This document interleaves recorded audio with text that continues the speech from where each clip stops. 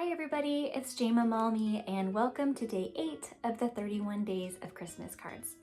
I hope you've enjoyed the creative design team's projects so far. We've made it a whole week and now we are back at the beginning, ready to start day 8.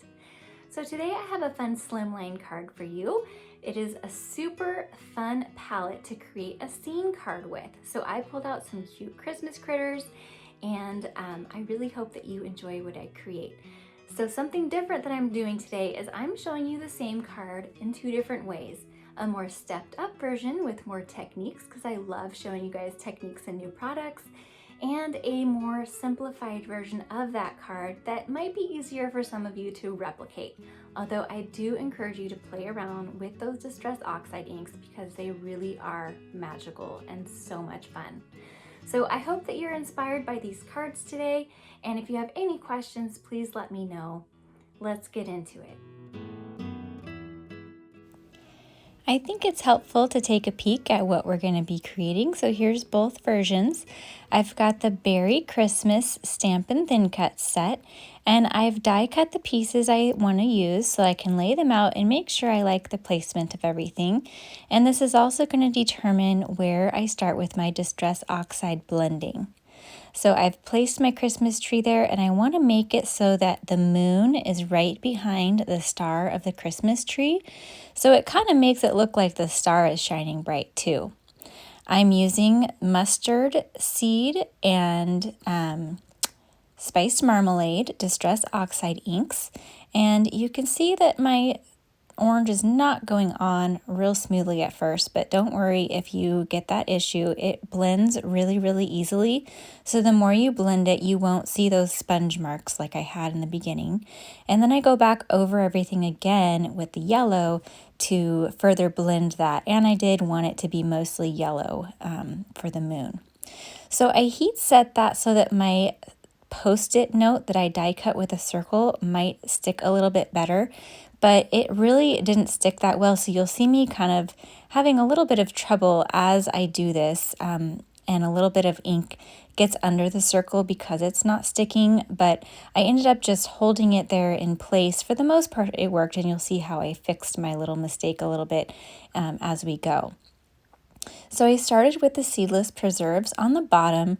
I wanted that to just kind of peek out a little bit from the bottom where I'm going to have the snow for my night sky.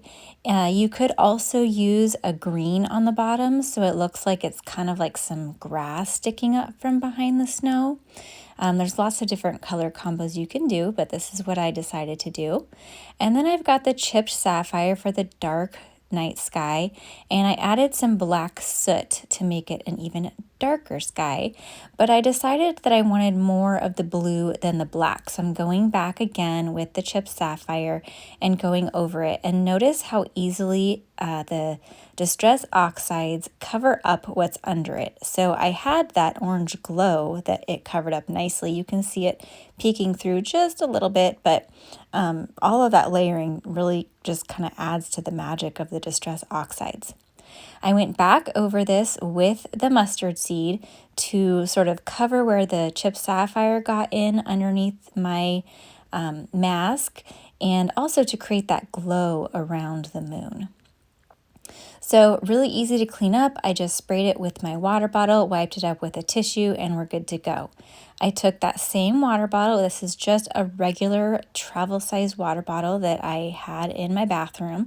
I like to spray it in my hands first and then kind of splatter it onto the card. I feel like I have a little more control that way, but however you decide to do it will be fine, I'm sure. So here is my signature shimmer splatters. So it's really cool looking. The clear shimmer onto that night sky really makes it look white and really pops. So I added lots of shimmer that way. And now I used one of my border dies here. This one is a retired one, but you could use any border die you have. And I just lined it up to span across the entire 8.5 inch card. I do my slimline cards at 8.5 inches wide by 3.5 inches tall.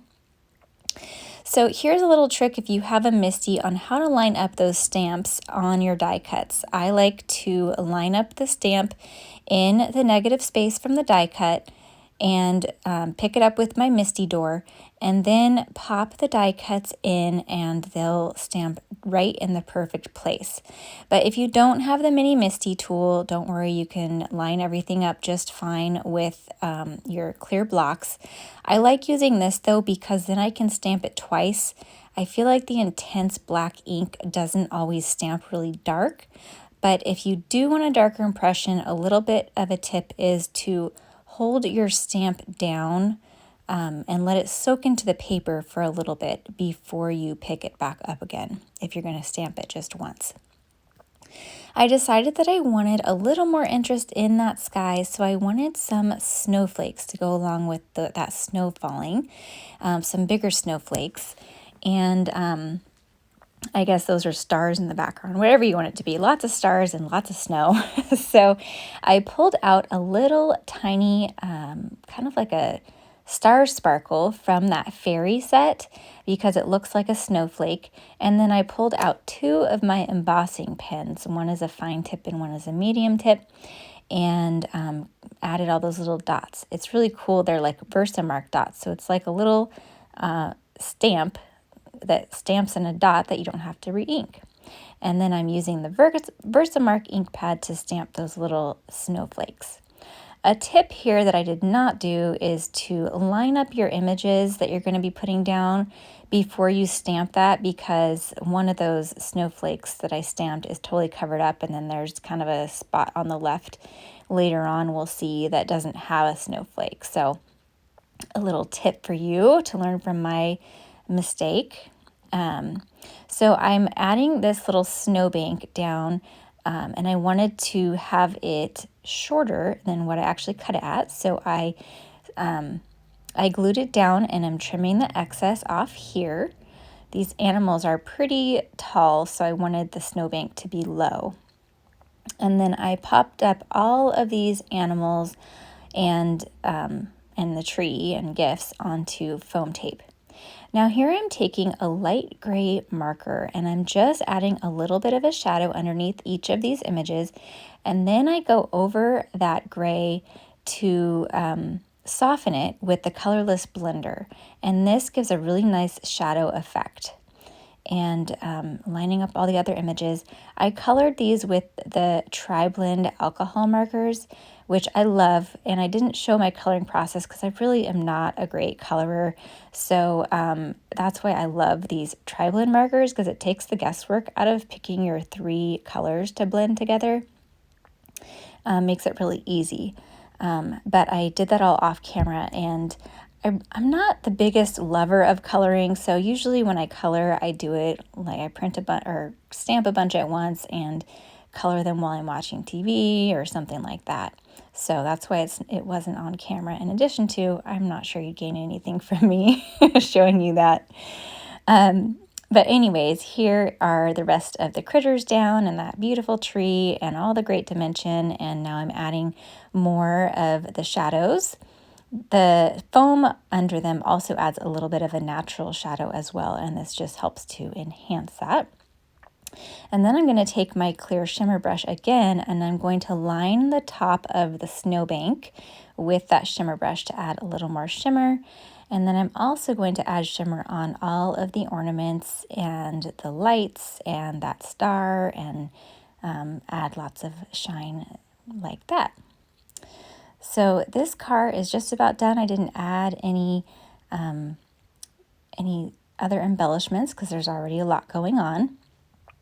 Now here is my simplified version. I'm going to show you how to do it with cardstock. So I didn't do any ink blending. I just took the sapphire cardstock. I added splatters with the same clear shimmer brush. And then I'm going to color these critters with a water brush and my ink pads, which goes a lot faster than coloring with the alcohol markers and doing all the blending. So I'm not taking any care really to do the proper blending and looking at shadows and highlights and all that. I'm just mostly getting the color down. On that bear, I used espresso The deer, I'm using desert sand, which is retired, but you could use toffee and get a very similar look. As the bear was starting to dry, I really wasn't liking the color. I thought it was a little bit too reddish. So while I had the desert sand out, I went back over the bear and added the desert sand over the espresso, and I liked the color that he turned out a little bit better. For the fox, I started with honey, I believe it was, and then went over him again with nectarine to give him more of an orange color.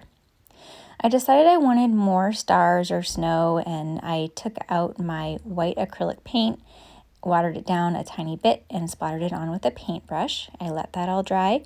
And then most of these I'm putting down flat, except for the tree has some foam tape under it, and one of the presents have some foam tape under it. These cards were actually a little bit out of my comfort zone. I don't usually do scene cards or work with critters or do a lot of coloring. So I was inspired though by one of Close to My Heart's cards in the new catalog. I didn't have that stamp set yet, but I pulled out this one, which worked just perfectly, and put my spin on it and made it my own. So I hope you are enjoying the 31 Days of Christmas cards from the Creative Design team.